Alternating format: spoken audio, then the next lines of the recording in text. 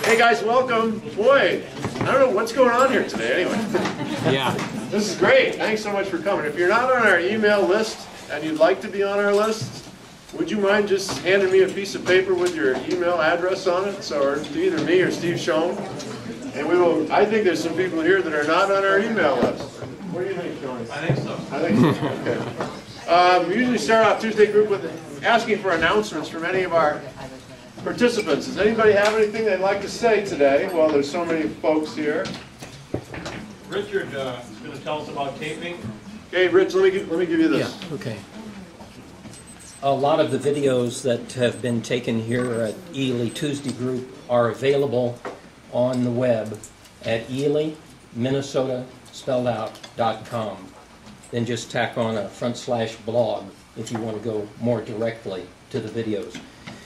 This video will be there. Two recent ones that persons interested in this subject should really look at are Tom Powers' video on the economics of mining, and Nancy Schultz about 2 weeks ago from the Fond du Lac band of Chippewa gave an excellent talk on hard rock mining and its effects on water quality. Right. Both of those were presentations put on by Sustainable Ely, so and they were excellent. We had a lot of new people that showed up for those. Whether you're undecided, you're opposed, you're in favor, you should look at those videos. There's important stuff that was said. Bill, you got something? Tomorrow night's Nature Nights program addresses loons, and the loon counts have been completed around the area this summer, and the loon calling contest is next week. And are you going to compete in your own contest? No, I can't. I was disqualified after the first year. So, you have to be this tall. And so at Vermillion Community College tomorrow night, Nature Nights, we'll go over the reports from this year, and people have been turning in their own observations and reports for various lakes around the area. And so we're going to take a look at what people have seen, and if people have reports that haven't been turned in, we'll add them to the mix. So 7 o'clock tomorrow night, Vermillion Community College. Anybody else have an announcement before we get started? Good. Well, what a great group. Thanks for coming out. Tuesday group meets every Tuesday at noon. We have programs every week. They're all interesting. I remember 3 years ago when we were just getting started, there was me and Shoney at one meeting. Things have changed. It's one of our better meetings, if I remember. Yeah, it was. I think you spoke and I asked a question. So I'm going to turn this over to Paul Shirkey, who's here to introduce Paula. Paul introducing Paul. Thank you, Steve. Well, none of us take this unique Tuesday group for granted, but I think it does warrant a pause now and then to acknowledge this wonderful gift that Steve and the Progress Gang has given our community. So, and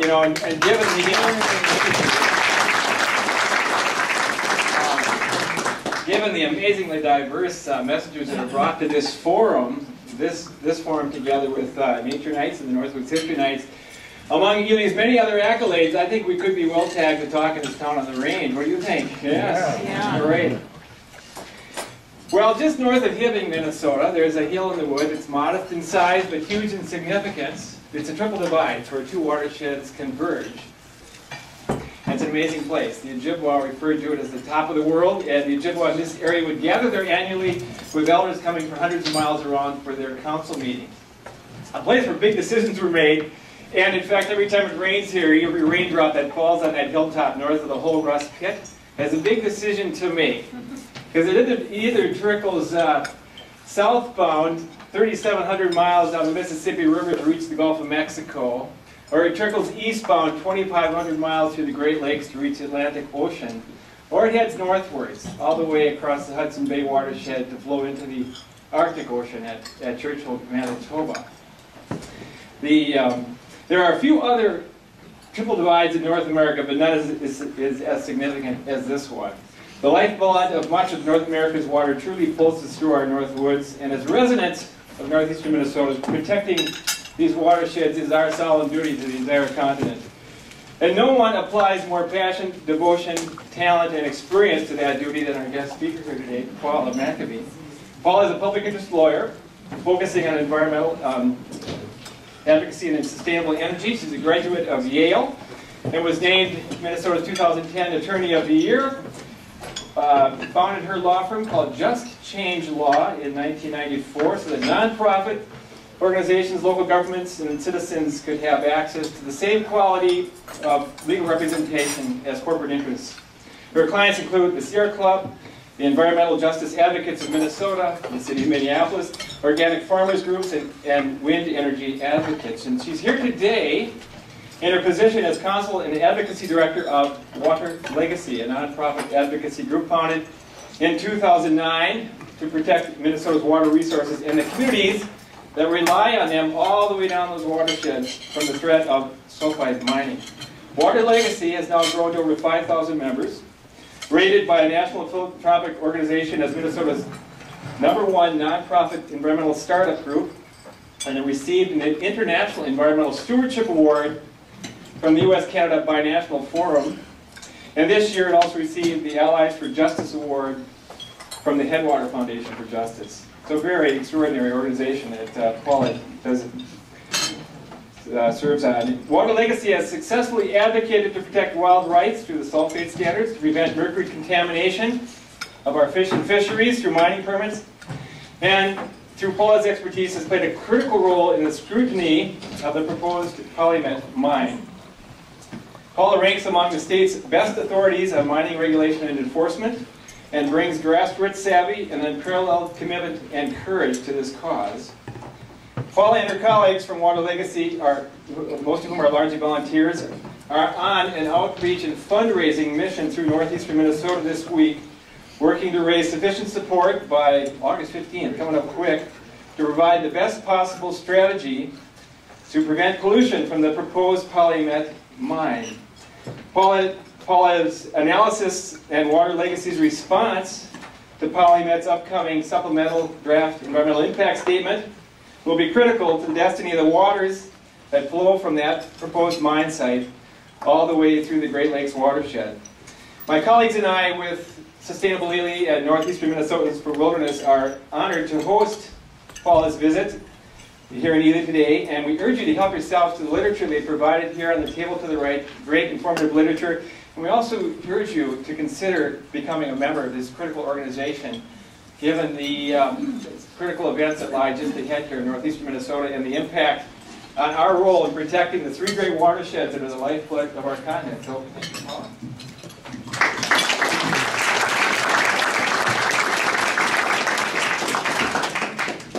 Thank you very much, and please let me know, raise your hand if I'm either too loud or too soft. I've got to keep the microphone the right distance. And with me today, Deidre Decker, raise your hand. She's the president of Water Legacy and a volunteer par excellence, and really one of the secret weapons, sort of a volunteer outreach and administrator. And then Alan Richardson, raise your hand. If you know about this event, chances are it's because Alan has been organizing. He's been doing outreach from Duluth all the way up to Ely and has really increased the membership and also the amount of information available to the public.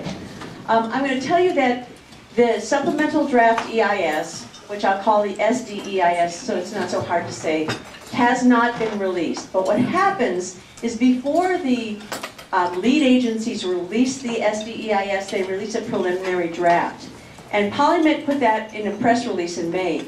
And as a result, most of our environmental organizations found out about it and asked the Department of Natural Resources, here on out, the DNR, for copies. So I have read the entire preliminary SDEIS. I've read a lot of comments about it. I've read tens of thousands of pages of Polymet technical documents. I may not have all the information on the top of my tongue, so if you ask a question I can't answer, I might need to get back to you. But this is definitely sort of wonk-like presentation. If I'm going to try and give you a sense, both what's contained in that preliminary SDEIS and what's not contained there, so that we can begin to ground truth some of the things that you might have heard about the Polymet sulfide mine and its waste facilities, both the waste rock heaps and the tailings dumps and hydrometallurgical processing dump that would be created if Polymet were to be approved. First, sort of a basic level, what is sulfide mining? And sulfide mining takes copper, nickel, and other metals out of rock that contains sulfur compounds And when millions of tons of this sulfur-bearing rock are exposed to water and air, sulfuric acid is formed, and that's often referred to as acid rock drainage. What is known is, in addition to acid rock drainage, the process of mining in sulfur-bearing rock causes chemical reactions. It's called reactive rock that also leaches toxic metals out of that rock. So that when you're looking at the impacts of a sulfide mine, it's not just acid rock drainage, not just sulfates, but also what's going to happen to copper, nickel, zinc, cadmium, cobalt, that suite of chemicals that can affect whether streams can sustain fish, and what's going to happen to chemicals like arsenic, manganese, aluminum, that can be harmful to human health in excessive components in the drinking water, and also what's going to happen to mercury, both as a result of leaching mercury out of the rock and as a result of the methylation of mercury in the food chain, because the sulfates support bacteria that converts inorganic mercury into organic mercury that can be taken up by all the little critters in the food chain. And guess who sits at the top of the food chain in addition to the loons? We do. So that's sort of the importance of the sulfide mining process. Now here's a picture. This was taken near the Boundary Waters canoe area. A very small amount of sulfur-bearing rock was contacted, and this is the resultant acid mine drainage from that bulk sampling operation. And just a reminder that there is no positive track record for sulfide mining in a water-rich environment anywhere. All the sulfide mines, either during their operation or within a few years of their closure, have contaminated either the surface water, streams, lakes, rivers, or the groundwater that's available for drinking. Now, a lot of times when we talk about mining, we talk only about environmental values, natural resources. I want to make sure that we understand that there are human health risks involved as well. The Polymet sulfide mine would affect arsenic and manganese. Arsenic is what they call a Class A carcinogen. So it's recognized, there's not any dispute anymore that it's not just correlated with cancer, it causes cancer. And the level that the federal government has determined is needed to protect people from cancer for drinking their water is 2 micrograms per liter. Now manganese, this is a very important chemical because it's also in the water and prevalent in northern Minnesota. And a few years ago, the Minnesota Department of Health was going to get rid of their standard, what they call a health risk limit for manganese. And Water Legacy and the Sierra Club and some of the other groups, we did the research and we found out that manganese isn't just there as a limit because it tastes in the water, but that there is research that's been done in the past 10 years that manganese in drinking water can create harm to the developing brain of children. And there are actually studies that show manganese at the levels that were proposed for the Polymet project would be toxic enough to reduce IQ in children. So we brought that information to the Minnesota Health Department, and they, instead of just getting rid of that health risk limit, they studied it. They went to the U.S. Environmental Protection Agency, from here on out EPA, they went to international sources, and they concluded, the Minnesota Department of Health concluded, that a limit of 100 micrograms per liter, which is a pretty low number, is needed in order to make sure that the developing brains of infants and children are not affected by manganese in the water. Other human health risks. Many of you are aware of mercury contamination of fish, and that sulfates can increase the bioaccumulation, which means the concentration of fish in the food chain. So the level of mercury in fish tissue can sometimes be 10,000 times greater than what would be found if you just sampled the water, because it accumulates in all the critters, the macroinvertebrates, up to the larger fish. What you may not be aware of is the Minnesota Department of Health did a study. They released their results in January of 2012. And what they found in sampling newborns in the Minnesota area of Lake Superior region is that 1 out of 10 of those newborns had a level of mercury in their blood when they were born that's above safe levels. And they compared that actually with Wisconsin and with Michigan, babies in the Lake Superior region. And what they found is that at a statistical significant level, Minnesota infants were at greater risk. And so we look at the St. Louis River, which is the river that's going to be the receiving water from any pollution that's coming off both the Polymet mine or the Polymet tailings basin. And the St. Louis River is already impaired due to bioaccumulation of mercury. As a matter of fact, it's so impaired that even the positive efforts that are being done, repowering coal plants to natural gas, even the positive things that are being done now to reduce mercury air emissions would not be sufficient to make the fish in the St. Louis River safe to eat. And I don't put it on this slide, but actually there was a study done of walleye by the Minnesota Pollution Control Agency, I think it was in 2010 or 2011. And the upper reaches of the St. Louis River as compared to the lower reaches, the level of mercury in the walleye in the lower reaches was higher than the upper reaches at a level that was statistically significant. So there's a difference as the pollution comes down the St. Louis River, what's happening to the fish. So, what's the track record of sulfide mining in the United States? The US EPA did this report. It's now a couple years old, so the numbers may be a little bit bigger than that. But the EPA estimated that sulfide mining is polluting 440,000 acres in the United States. The EPA noted, and this is all published in the Federal Register, that the trend in the mining industry is that during the operation of the mine, it's a small subsidiary company. Once the mine is done extracting the minerals, they go bankrupt. So that pollution cleanup tends to be funded by taxpayers. And the EPA reported that of all the types of pollution in the United States, the biggest liability to taxpayers is for what they call hard rock, namely sulfide mine pollution, and the price tag is about $2.6 billion so far.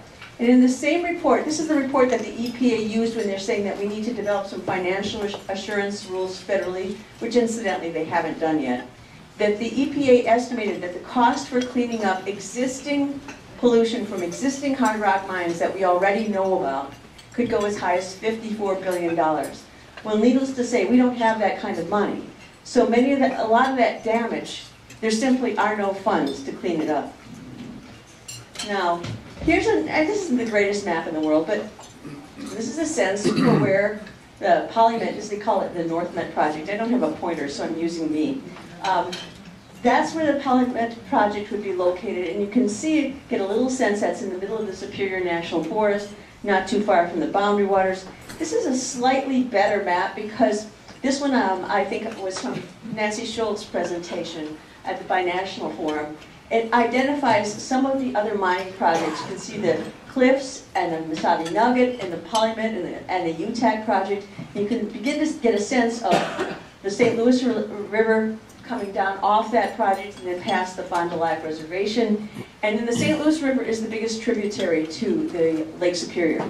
So the pollution standards that apply on the St. Louis River to the Polymet sulfide mine proposal to the Polymet tailings dump would be pollution standards based on protecting the Great Lakes. They are based on international treaties and on federal law.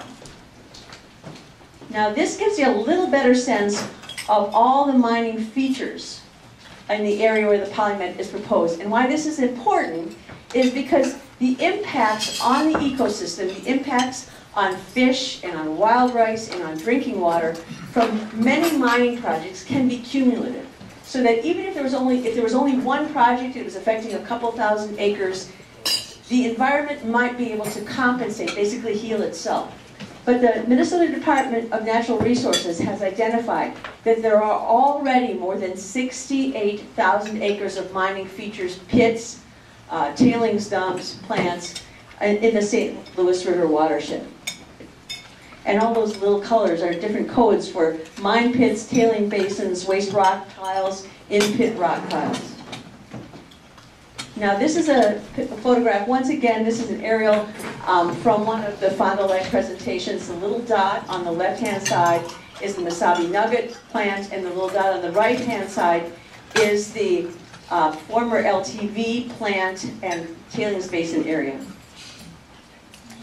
Now, this map is actually coming out of that preliminary SDEIS that came out this May. And this map basically shows what the watersheds are. This purple is the Upper Partridge watershed, That gray is the Embarrass River watershed.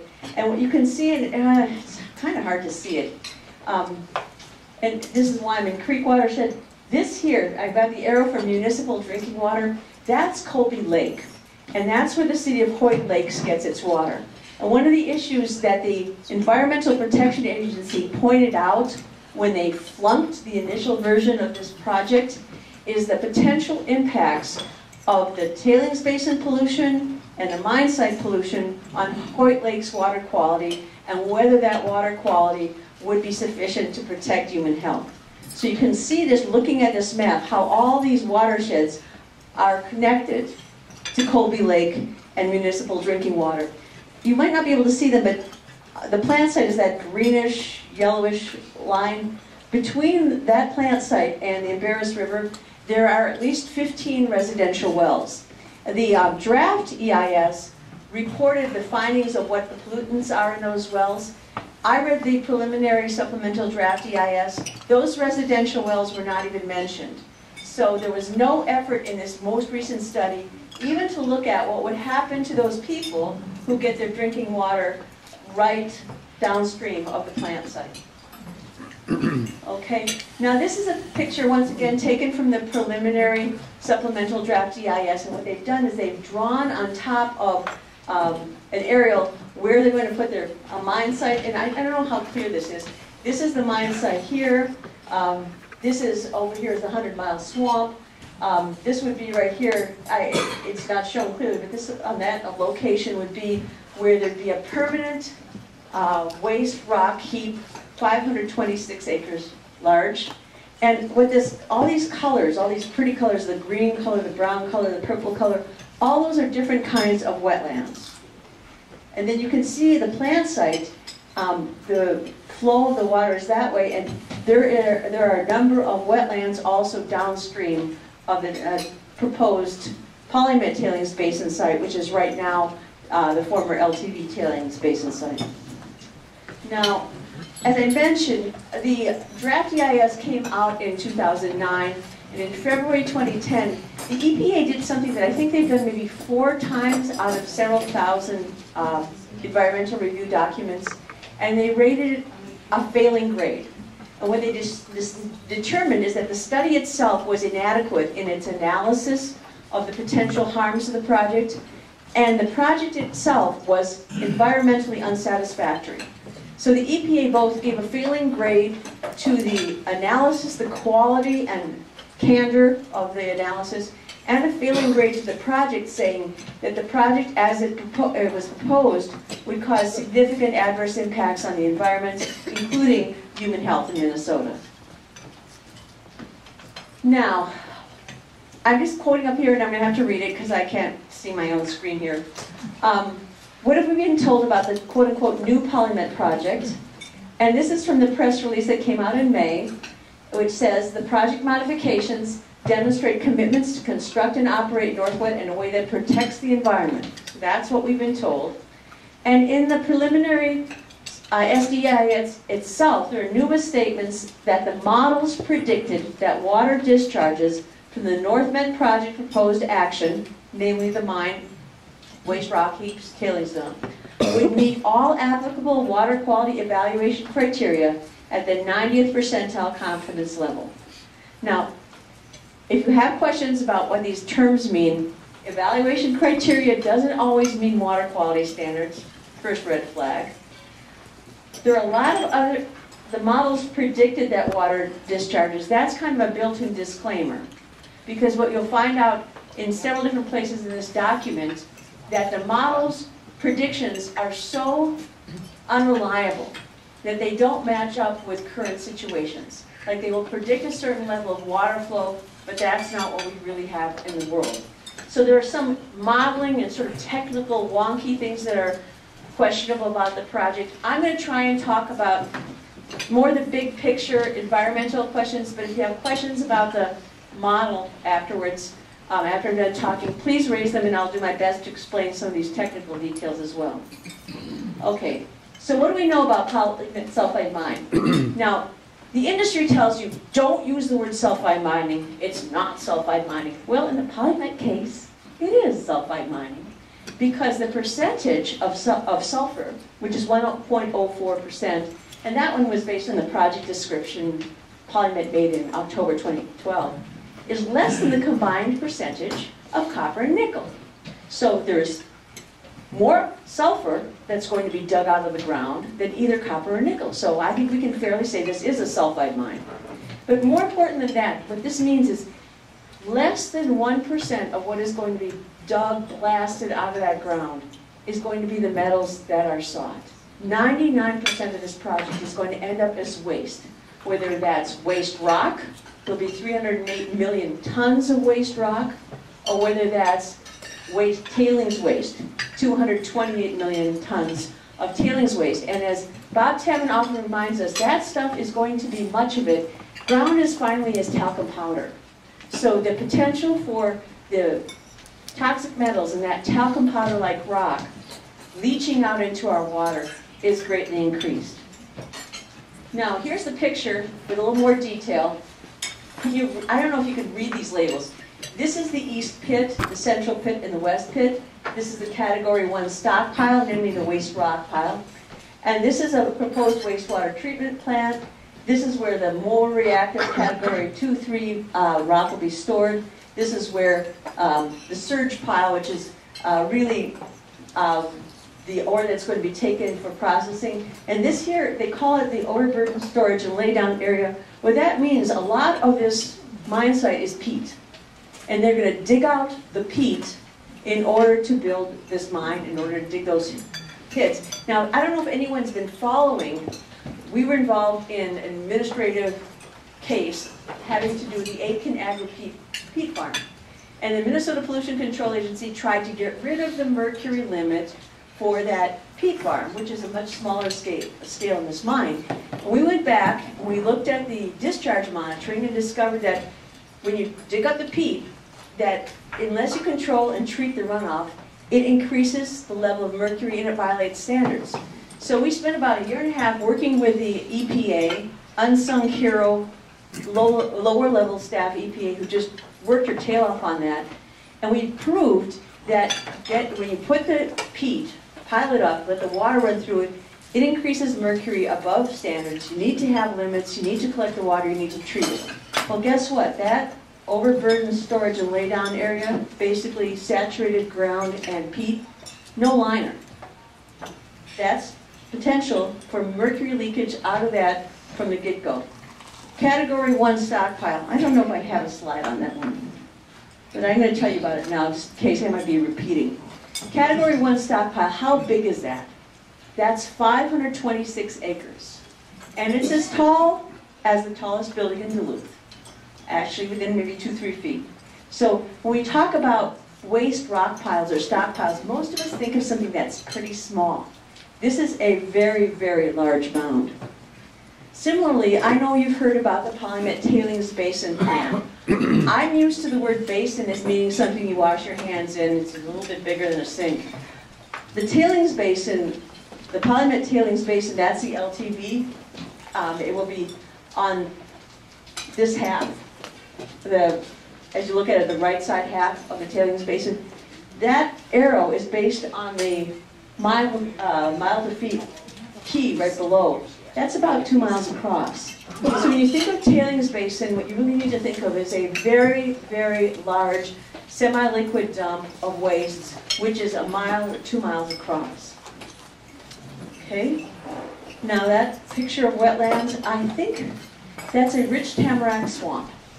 And the direct impact on wetlands, in other words, we're going to dig them up and they're going to be gone, of the Polymet project is about 913 acres. What's one of the big differences between the draft environmental impact statement and the preliminary supplemental draft is that now there's some effort to quantify the acres of wetlands that are at risk from mine drawdown. What that means is all the groundwater, superficial aquifer that pours into the hole, they need to pump that out. And what that means is all the surrounding area, the wetlands, the streams, the tributaries that had that water before, that water is now being shipped away from the Partridge area wetlands and Partridge area headwaters. So that mine drawdown can be a significant impact on desiccating or drying out wetlands. There also can be significant impacts because if you dig up part of wetland, it changes the hydrology. That's called fragmentation. And there can also be a significant impact from pollution. And I'm going to show you another slide which shows what happens when there's acidic pollution in a wetland. So this new document, the preliminary SDIS, quantified the number of acres of wetlands that are at risk for loss, destruction as a result of quote-unquote indirect impacts from hydrology or pollution, and that's more than 7,000 acres. And then the third issue, the land exchange that is proposed for the Polymet project is to take Superior National Forest land and trade it and then Polymet would own the surface of the Polymet project, and the federal government, namely us, would get some other lands. In this land exchange that's proposed, what would happen for the public and for the generations to come is more than 6,000 acres of areas of high biological diversity would be lost. Because what Polymet would swap with the Superior National Forest does not have a similar level of biological diversity. Okay, this is a picture, once again, this is I think from Fond du Lac's slides, of what happens, and this is not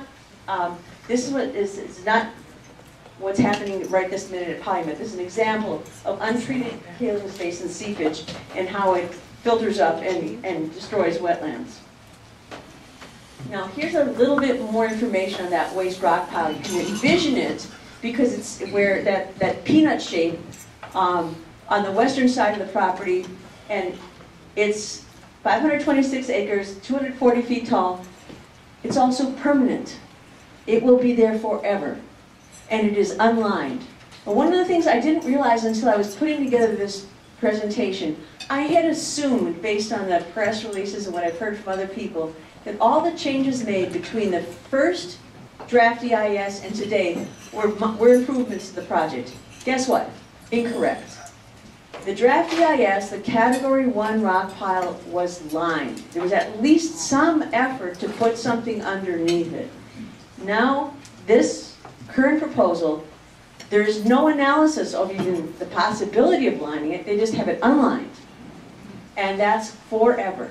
And the claim that is made is that don't worry about it because this is the lower sulfur rock and it's not reactive.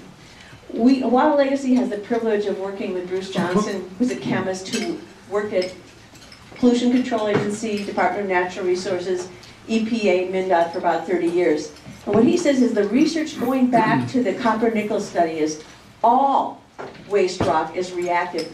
And that there's really no way when you're dealing with blasting millions of tons of rock to sort out the pockets of high sulfur rock and maybe the bulk of non-sulfur, and that over time those pockets of higher sulfur will seed the reaction, and you'll get a chemical reaction that will draw the metals out of the rock. And what the EPA said in looking over this document, this preliminary supplemental draft EIS, is that the assumption that Category 1, which is lower sulfur rock, is non-reactive is, quote, overly broad. And what the EPA said is all rock leaches metal to some degree over time. And that's the history of sulfide mining. Now, there's also a representation in the preliminary supplemental draft EIS. Don't worry about category waste rock. Even if it does leach, it will all go into the west pit, and then we can pump it out and we can treat it.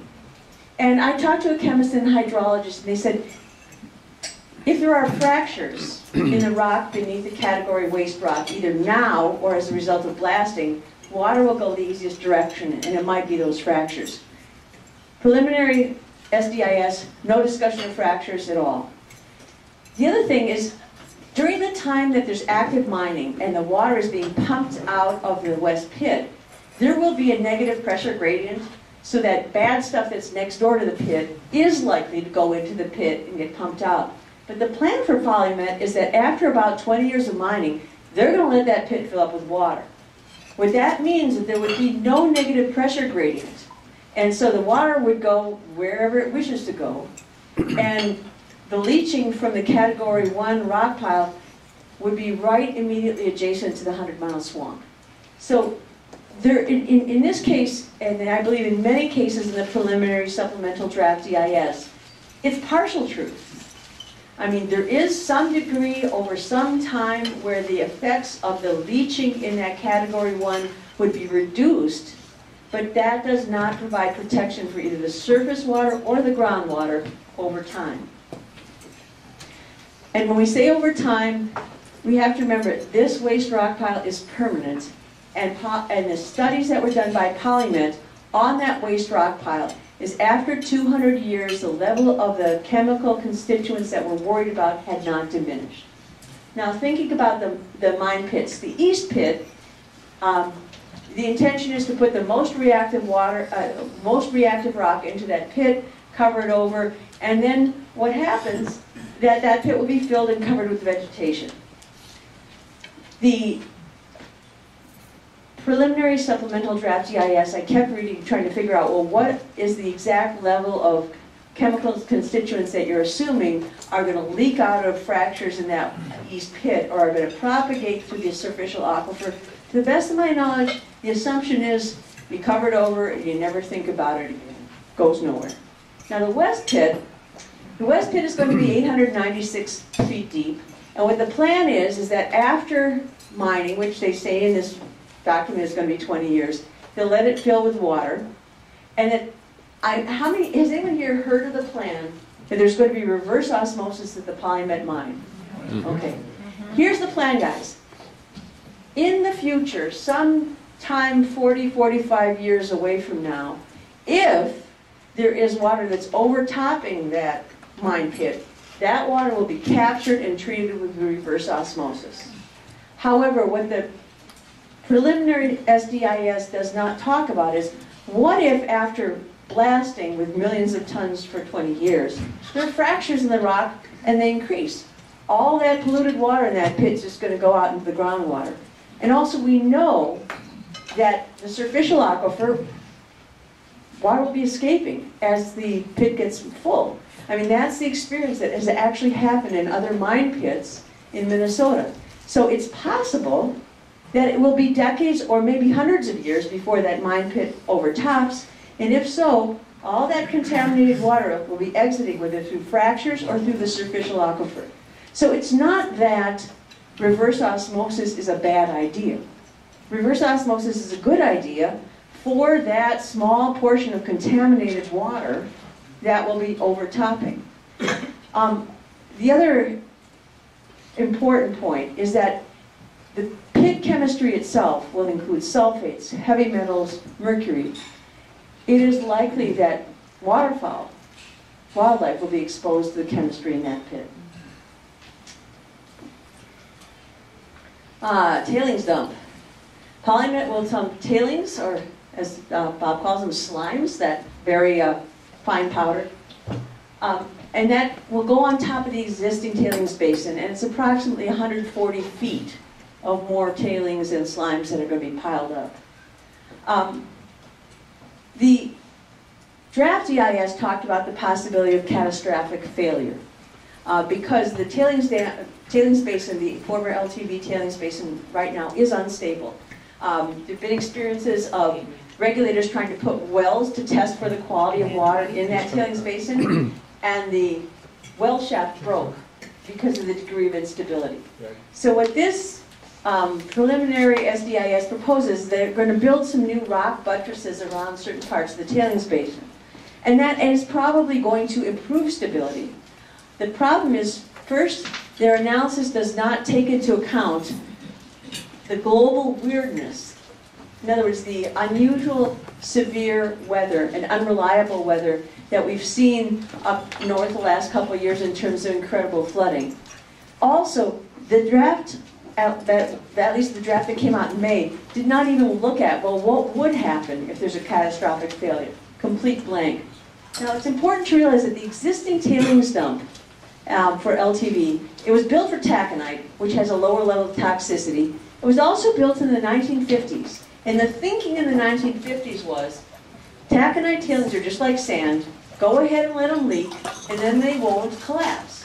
So this tailings basin was built in order to leak. It was built on top of streams, and the idea was all the water would rush through them and be taken away, and that would be a good thing. I'm not sure how many people, I talked to a really knowledgeable reporter yesterday. How many people here believe that the tailings dump will have a liner? Okay. Maybe you're smarter than the reporter, but the reporter said, well, isn't the tailings dump going to have a liner? And the answer is no, it will not have a liner. And that actually they ruled out having a liner because the tailings basin is too unstable. And they believe that, and I think the Department of Natural Resources agreed with this, they put a liner, whole thing would be at risk of collapsing. Big thing to realize is that even though the current waste in the LTV dump is less reactive than the sulfide mine waste would be, that downstream water from that tailings basin already exceeds water quality standards, both surface water quality standards and groundwater quality standards.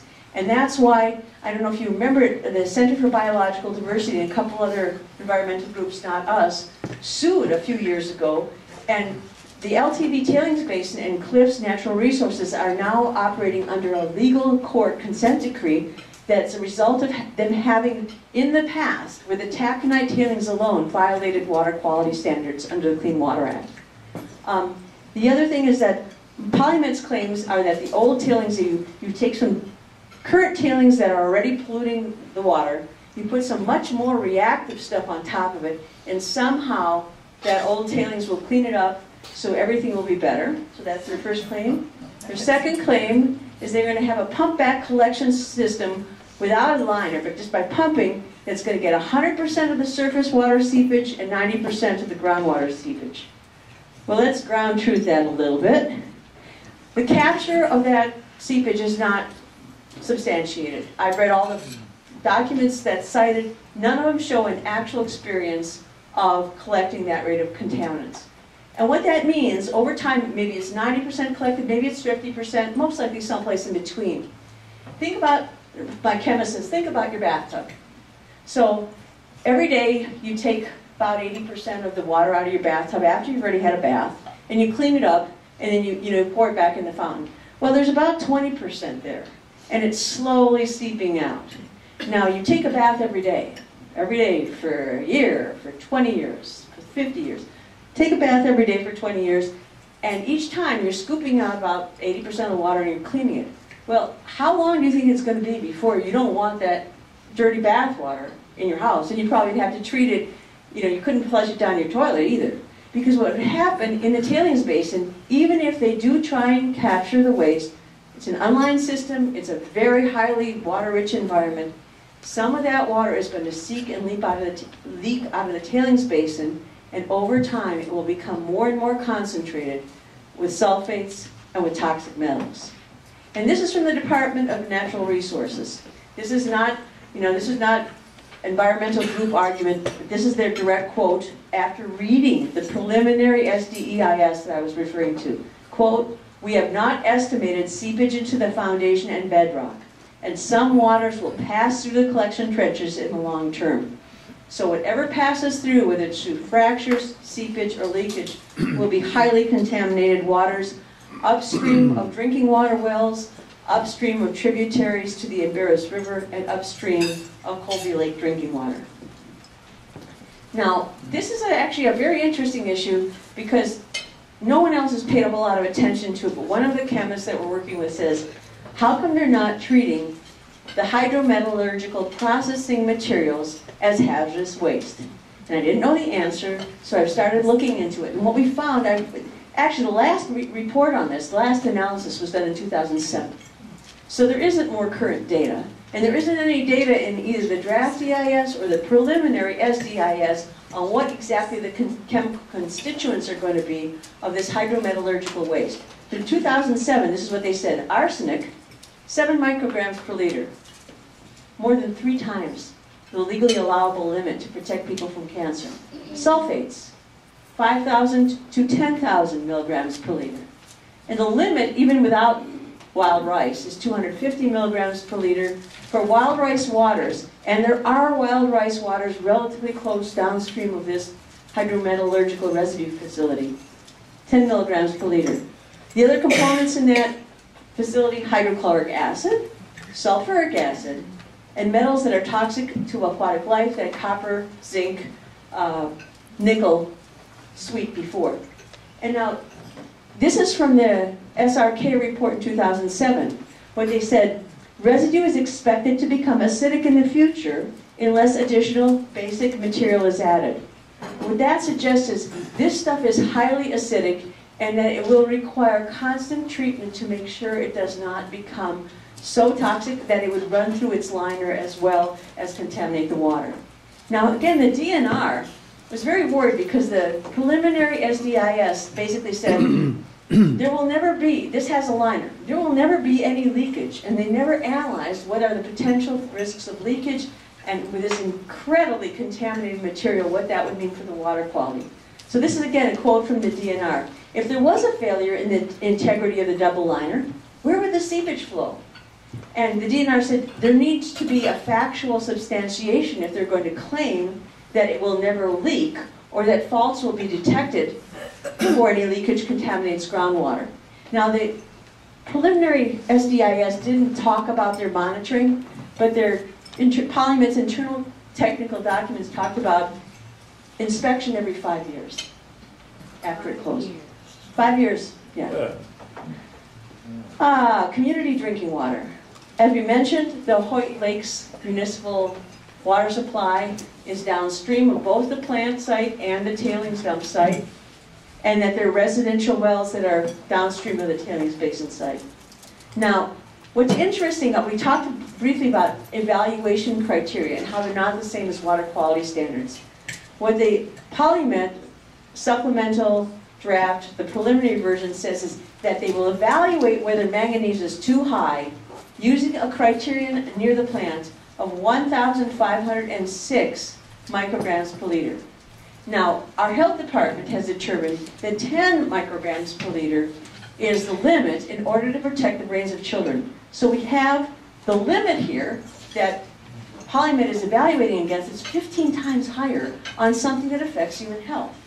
And actually, Polymet's own prediction, I didn't put the page, but it's coming out of that preliminary SDIS. They're predicting an increase of 164 and 122 micrograms per liter. That's an increase, and the increase alone is higher than the health risk limit for manganese. Arsenic. This is one that the EPA is really worried about. It's one of the reasons why they flunked the project the first time.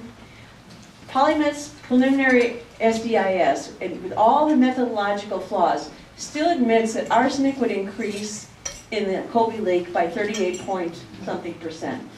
And what they claim is that the limit, the legal limit is 2, that somehow they've got it to just 1.9 micrograms per liter. So what they're saying, the EPA is concerned that there may be fudging that number to get just below the limit, but there's still going to be a 35% increase. Polymet's mine is located in the area of Minnesota that has the highest probability of having asbestos fibers. The preliminary SDIS does not analyze for workers or for the population at large, is there an increased risk of mesothelioma from inhaling the asbestos fibers? But there's also an important issue, is there a risk of getting those fibers into drinking water? And at the North Shore project, I haven't gotten the monitoring results yet, but I've gotten the permit. They monitor for asbestos fibers. So here's another issue, important health issue. I can't tell you whether the level of asbestos fibers at this project, either in the air or in the water, is going to be dangerous. I can tell you that this is an important health issue on which the preliminary SDIS is silent. I don't know if they don't want us to know, but they certainly haven't provided the information. Aluminum. This is another issue where the EPA made a very strong point in flunking the project because there's aluminum high levels at the plant site, at the mine site, in the drinking water. Aluminum, the recent research has come out in the past 10 years, American Journal of Epidemiology. Aluminum in the drinking water increases the risk of Alzheimer's disease. So even though we think about aluminum, it doesn't, most of us, that sounds like a relatively innocuous metal. In addition to having a risk for fish habitat, which it does, aluminum in the drinking water has the potential for increasing neurological impacts in human beings. So if we look at the project and we say the levels of aluminum are increasing, that's something to be concerned about. And overall, in terms of drinking water, this is the EPA's comments on the current document. Quote, there still seems to be an inadequate consideration of both the people served by the White Lakes Public Water Supply that withdraws water from Colby Lake and the private well owners. So this issue, human health, pretty fundamental, not very well evaluated. Now, mercury, this is a very big issue. The preliminary supplemental draft EIS says mercury is not an issue. They say it's, quote, not expected to increase either in the Partridge River or the Embarrass River or the St. Louis River. And the Great Lakes Indian Fish and Wildlife Commission that has been studying all the preliminary documents and has its own really important experts. Their conclusion, quote, the project will lead to increased mercury methylation and bioaccumulation. And that's an environmental justice issue because the Fond du Lac Indian tribe, which lives right downstream on the St. Louis River, and the Grand Portage Band of the Lake Superior Chippewa lives on port of Lake Superior, where the mercury methylation that would result if this project increased mercury would impact their children and would impact not only their culture but potentially the developing brains of tribal people. So this is an environmental justice issue. We mentioned before, one of the risks of mercury is that unlined disposal area for both the Category 1 rock and the peat. And the peat can leach out mercury directly. Mercury that's in the air is sequestered in peat, and that gets released when the peat is dug up and the water rinses out. Also, immediately to the west of the Category 1 permanent waste rock pile, and to the west also of the West Pit, is the 100-mile swamp. That is an area which is going to drain into the St. Louis River, drain to the Embarrass River and the Partridge River. And if there's sulfates that are going into that swamp, that can increase the mercury methylation, and then that mercury will be taken downstream. Once again, there's no evidence that old tailings will isolate mercury when you dump new tailings on top of old tailings. And then one of the important points is that the air emissions from this project are underestimated because in order to have this kind of a mine, one needs to burn new fossil fuels, most likely coal. One of the issues that I think we need to keep thinking about is what's the alternative to digging copper out of the ground? And the answer is the alternative is recycling copper. Right now, the United States gets approximately 50% of its copper from recycling. If you go back just 10 years when the commodity prices were lower, the proportion of copper that was obtained from recycling was much, much less. And what happens when you recycle copper is one of the metals that remains pure, remains usable for all of our lovely little smartphones, etc. And it uses only 10 to 15% as much energy as getting the same amount of copper by digging a hole in the ground and then beneficiating and smelting it. So when we're talking about the risks of mercury, we also have to take into account what kind of fossil fuels are we burning in order to be able to do this project. Overall, now, I have to say that the Department of Natural Resources is not a monolith. I mean, you've probably heard that they have a dual mission. They have a mission of promoting mining, and they also have a mission of protecting natural resources. And interestingly, they actually have two divisions that do these tasks. So in terms of promoting the mining, it's lands and minerals. And in terms of protecting natural resources, probably a lot of you know friends who work for the Department of Natural Resources whose job it is to make sure that our habitats support fish, support hunting, support wildlife. That's why I say DNR Fish and Wildlife. This is what they have to say about the project. That may not be what the DNR as a department has to say, but these are staff and these are direct quotes and these are in the public record, so it's not like someone snuck me something. I mean, I got it through a Data Practices Act, it's public knowledge. And they said, quote, the project will impact 3 components of fish habitat: hydrology, water drawdown, geomorphology, and water quality. And then They talked about the difference. There's a difference between no action, which is not having the project, and the project. This increase in risk to water quality and fish habitat is a significant impact of the project.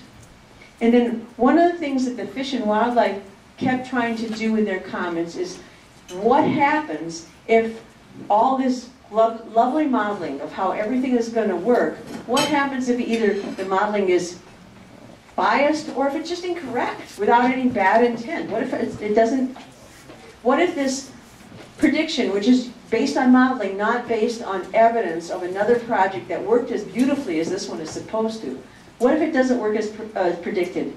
And the conclusion from DNR Fish and Wildlife, the NorthMet project alternative would have very significant negative effects as compared to the no action alternative. So we've now heard from the EPA, we've heard from the Department of Natural Resources, we've heard from the Great Lakes Fish and Indian Fish and Wildlife Commission. Actually, the Pollution Control Agency on the issue of aluminum, they also piped up that they were very concerned that the modeling was wrong. Because what they said is that the sampling that was done for the Polymet EIS dug into the sediments. So it gave a false impression of how much aluminum there is now, which may have biased all of their predictions. So we've had, it's not just Water Legacy or another environmental group questioning this data. The agencies whose job it is to know these things, and the Great Lakes Indian Fish and Wildlife Commission, which has a whole suite of experts in this area, they're also questioning what we've been told. Finally, Polymet acknowledges this problem is perpetual. And when they talked about, and this is that's a typo, it's adaptive management plan, but what they talked about in their adaptive management plan, they looked at what's happening in the rock piles and in the tailings basin, and they ran their model out for 200 years. And constituent releases, which means chemical releases, the chemicals that we're concerned about as pollutants, had not decreased within the 200-year time frame. And this is from the Polymet draft EIS, quote, mine wastewater treatment facility is considered a permanent facility and would be discharging treated effluent for perpetuity. And the DNR pointed out that both the treatment that would have to take place at the mine and the treatment that would have to take place at the tailings basin would have to be perpetual. And that's in addition to the problem of leaking and seeping both at the mine and at the plant. Now, estimated costs. Fond du Lac, it was Grand Portage tribal staff tried to estimate the total cost. It's in the billions of dollars. And that's, think about it, there'd be 2 reverse osmosis plants. Each one costs about, today's dollars, $20 million to build. Those plants don't last forever. The documents provided in the Maccabee Nugget file say you have to replace them every 20 years. I've talked to people in the industry, they say, well, maybe every 40 years. But still, you have to think about that recurring capital investment. And then the most recent study on reverse osmosis that I got from Cliffs and Polymet for June 2013 says that operation and maintenance for each plant would run between $1 million and $1.5 million a year. So you're thinking about that, even if you discount the present value, earning interest of 3%, 5%, you're talking about billions of dollars. And that money would have to be secured for at least thousands of years, at least 2,000 years, like maybe less. Think about, could we secure something, could we have secured something when Jesus walked this earth and have it still be there for us to spend the money today? So it's not just the point of could we get enough money, but there is no legal, financial, socio tool, political tool to secure money for the time frame that would be necessary. So, talk to your friends and neighbors about Polymet. We put together a little sheet that has sort of some of the basic facts and also has a schedule on the back of what's going to happen next. What we discovered, and this is from the Minnesota Environmental Partnership, that as more people learn more about sulfide mining, they become more skeptical and more concerned about having this type of mining in Minnesota's unique water-rich environment. Because whether we're looking at the Boundary Waters Canoe Area Wilderness, or whether we're looking at the St. Louis River, the biggest tributary, the estuary for the Lake Superior, Minnesota has unique water resources. We have wetlands throughout this area. We are counted on to provide much of the fresh water for North America, and that's the resources that would be in jeopardy. And so what can you do? Go to waterlegacy.org. You can sign up. We send out periodic alerts. We let people know what's going on. Sometimes there are things like rules that the agencies are trying to weaken the rules, like the sulfate rule, that would have allowed much greater sulfate pollution.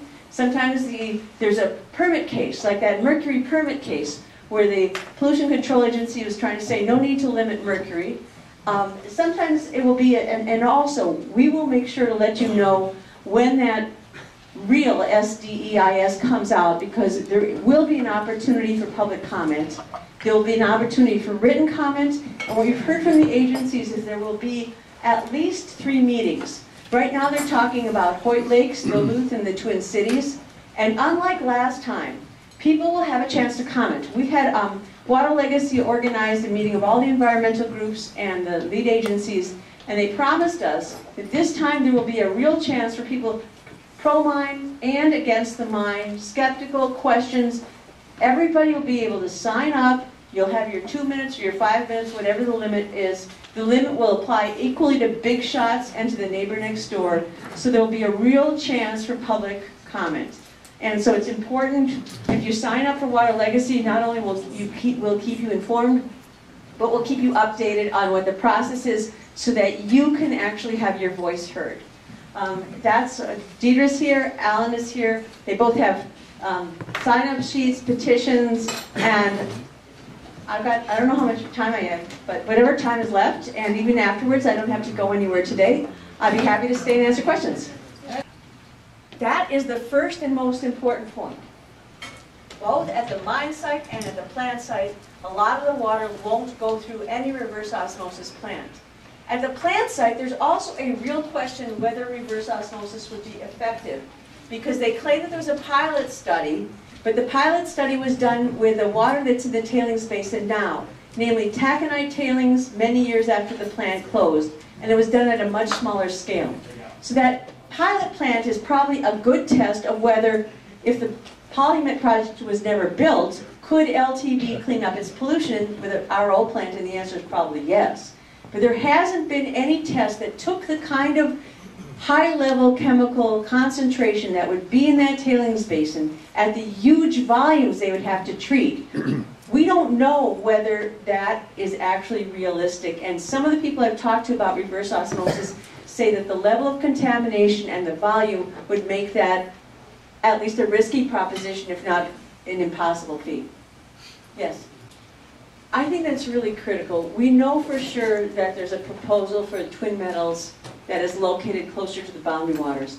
But if you read this document really carefully, they're not saying, we're going to pollute the water, we're going to pollute the streams and the drinking water, but don't worry, it's only down here by Hoyt Lakes. What they're saying is, and they have used all kinds of creative assumptions and creative modeling, they're claiming that their mine will not cause harm.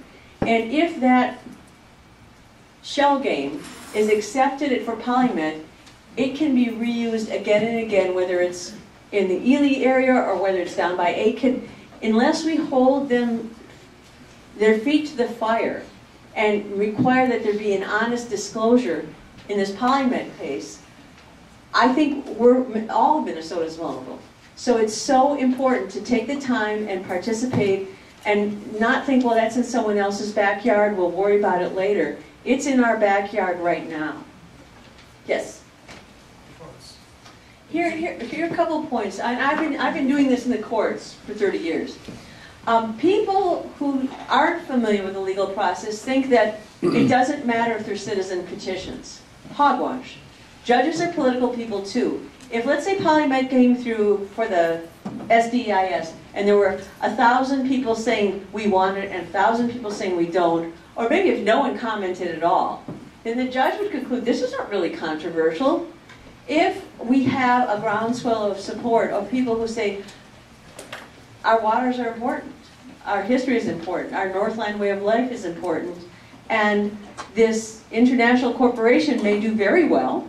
They are, Glencore is about a $60 billion corporation even before they merged with the Chinese Xstrata. I don't know how big they are now. But public comment matters. There is an important legal strategy. The reason I know all these details is because I am already working on a legal strategy. Some of the legal strategy is make sure that mercury pollution is not discounted. Make sure the sulfate standard remains in place. The Pollution Control Agency is now trying to change the rules for getting variances. And so we're trying to make sure that they don't open the door for Polymet or LTV or other companies to get exemptions so they don't have to follow the rules. But the legal strategy depends on the public knowing about this issue and about the political context. So it is extremely important that you sign petitions. It's also really important that you come to testify. I mean, no one's going to be able to cross-examine you or ask you questions. It's going to be a safe environment, but it's important that you stand up, even if what you do is very brief. You say who you are, where you live, your grandkids, your kids, and this is one or two issues you care about. Because I think for too long, the assumption has been, well, maybe Wilderness Society cares about this, but the people who are in the area are all for it. And as that last chart, this is statewide numbers, but we also got local numbers. And when people in the local area, in the Arrowhead region, learned about the risks of sulfide mining, then the balance swung away from support to opposition. And standing up is a huge part of that. I have spoken personally to the governor, to our two senators and Congressman Nolan, and I'm not impressed with their positions. How would you characterize their positions? I don't really know enough to characterize their positions, but I'm going to tell you just a little story because Congressman Krabak had a really, really bad bill that he passed through the House that would have required an exchange of school trust lands in the boundary waters that would have opened a huge swath of the Superior National Forest to sulfide mining. And there'd been sort of polite lobbying with the insiders of the Beltway. It was getting nowhere. And so a few of us more grassroots-oriented people put together some letters and action alerts. I think we had about 1,000 letters that came out just from Water Legacy, but other groups had them too, and calls to Senator Franken. And we went and saw him, a number of our environmental groups afterwards, and what he said is, I am not going to support the Chip Krabak bill. I'm not putting anything in like that, because I kept getting these calls about people who were worried about sulfide mining. So the academic, we're going to be nice, we're going to talk about land exchange and school trust, got nowhere. But when people said, Senator, don't do this bill, we don't want sulfide mining, it got through. So part of it is that we do need insiders. We need knowledgeable people. We need people who can actually get someone into Senator Franken or Governor Dayton. I tell you my story. The only reason I got in to see Governor Dayton is because our organizer staged at an event in Duluth a question. Come on, Alan, stand up. Alan Richardson staged an event. He asked Governor Dayton, does he really think the EPA should be abolished? He got this all on tape. We put it out on Facebook. It was a complete storm. That was, I've been trying to actually meet with him for 2 years. After that public cause, public awareness, I just called him and he wanted to meet with me. So that's what we need to do, is we need to make it controversial. We need to take it to them. And calls matter. And if you have Facebook and you have Twitter, public pressure matters. And then, yes, I think eventually you have to win on the legal case, but you don't even get a chance to make your case unless someone realizes that the community cares. Counsel? Yes. I'd like to ask you a question. Which regional office of the EPA has jurisdiction in this overview? Actually, it's a good question, because the way the EPA works, Region 5, which is located in Chicago, has the original jurisdiction. But they are working with the national office as well. And many of these questions that have to do with mining end up being at least a consultation level with Washington. Also, the way the law is set up, the EPA rates an environmental impact statement, but they can't veto one. But what happens next, let's say whatever they rate this one, if it's rated really badly, Polymet could still go forward. The next step would be to try and get a wetlands destruction permit. It's called a Section 404 permit from the Army Corps of Engineers. Now, if this project has not been candid about its impacts on wetlands and water quality, or if the analysis is that it's going to harm water quality. The EPA also has the opportunity, as does the State Pollution Control Agency, but I'm not so sure that they've got the rigor that the EPA does. The EPA has a chance to evaluate whether that wetlands destruction permit should be issued. So that's actually where the EPA has regulatory jurisdiction. EPA does not regulatorily decide if an EIS is done. They can rate it, and then it can be litigated in court, but the EPA doesn't have a right to say yes or no. This is, it's just, a company might proceed with its at its peril if the EPA says the environmental impact statement is no good. So in litigation, if litigation should occur, we're going to end up in Washington, D.C. I mean, where would the jurisdiction be? I mean, where would you have court jurisdiction? Usually not. I mean, usually you end up in federal court, but your jurisdiction is likely to be the area where your project is. It sort of depends. Once again, there's going to be some ends up in district court in Minnesota, some would end up in federal district court in Washington, D.C. And it also sort of depends. You know, it might be the company that's suing. I mean, it might be the company suing because they didn't get what they wanted, or they don't like the rating, or it might be a neighbor who's down, or a city that's worried about their water quality. It's really way too early to know how this is going to end up in litigation, or even if it is. I mean, it's possible commodity prices will drop, and the company will realize that they can't possibly afford to make the final financial assurances that would be necessary. So I guess it's too early to predict whether it will be litigated, and if so, by whom.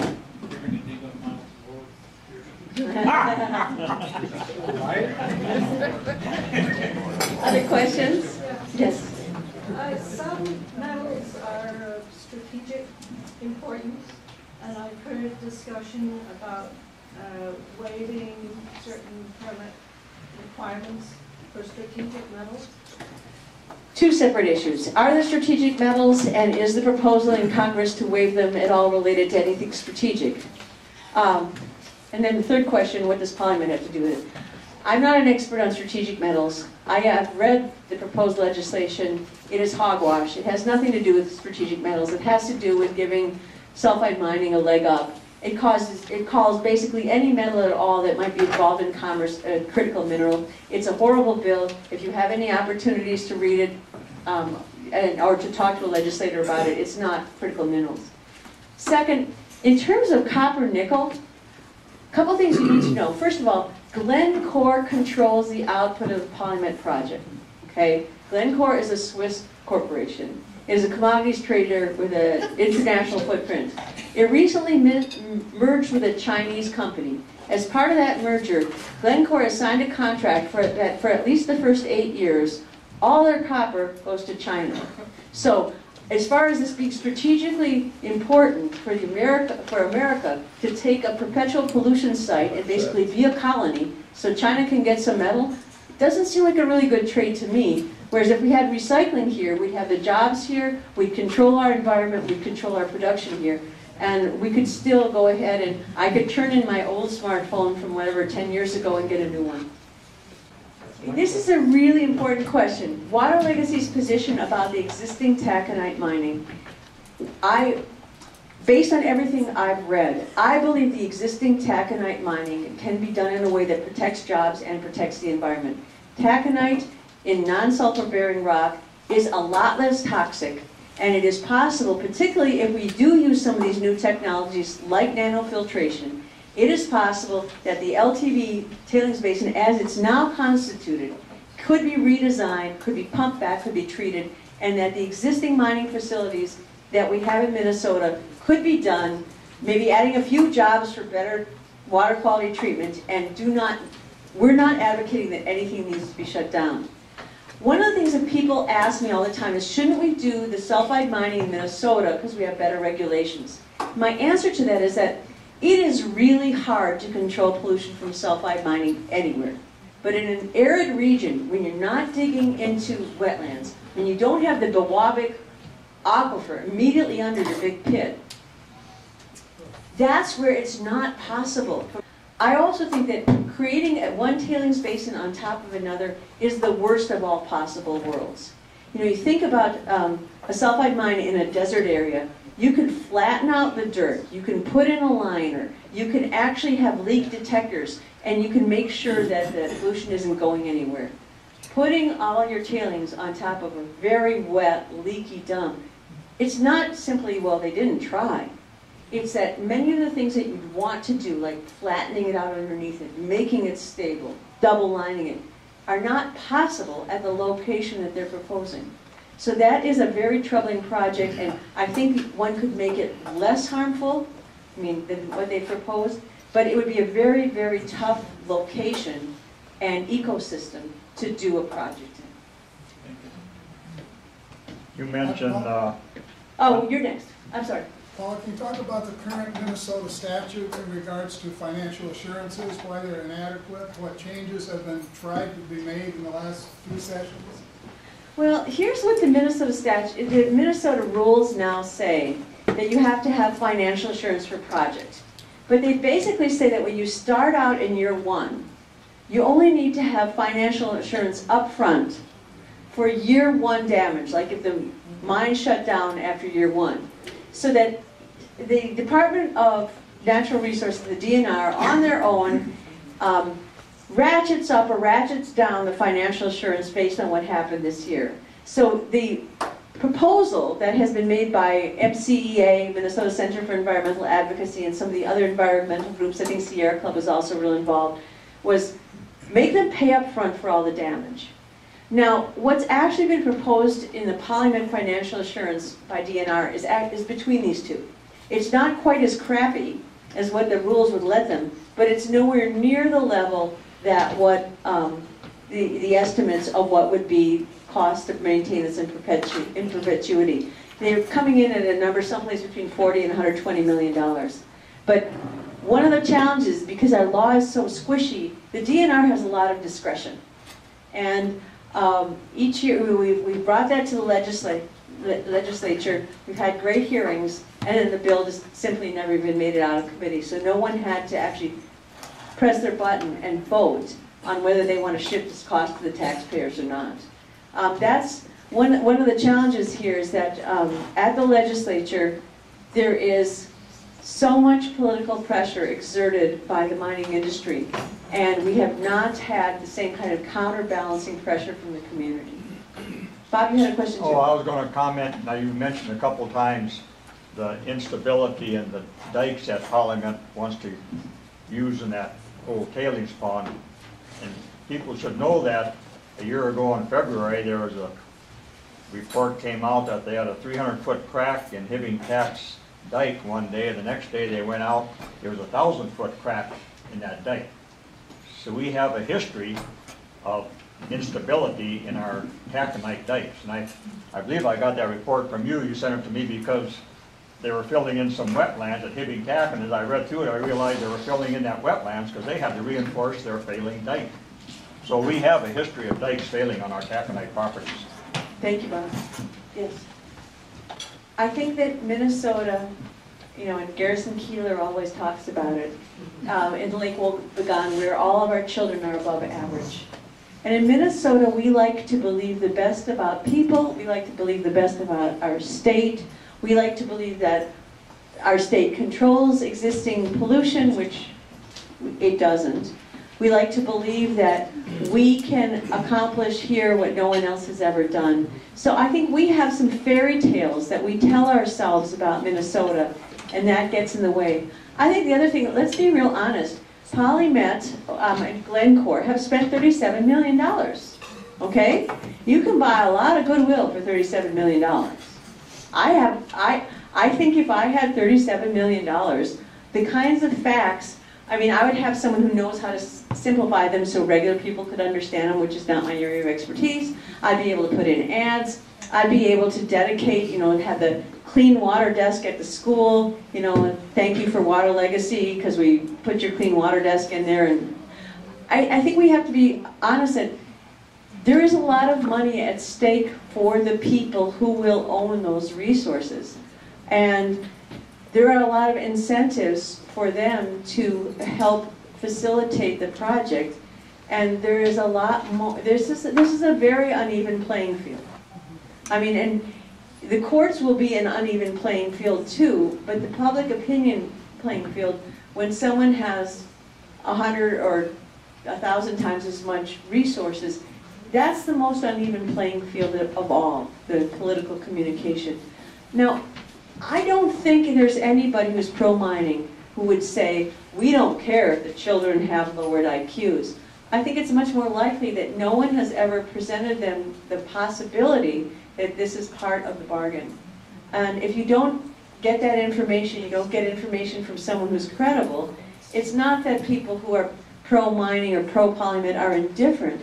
It's that they haven't had detailed, factual, credible information that would cause them to question.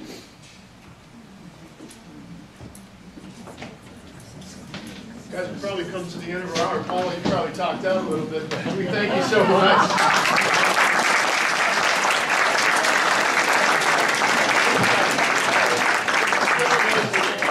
Official Tuesday group hour.